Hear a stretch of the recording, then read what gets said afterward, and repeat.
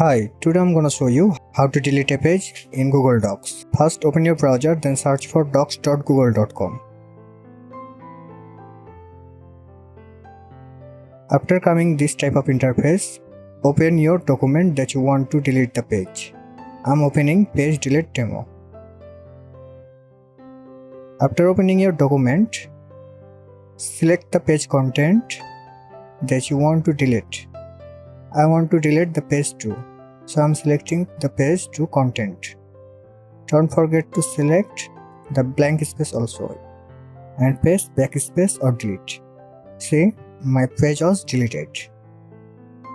This is how you can delete your page in Google Docs. If you find this video helpful, please like the video and don't forget to subscribe and hit the bell icon. Thanks for watching.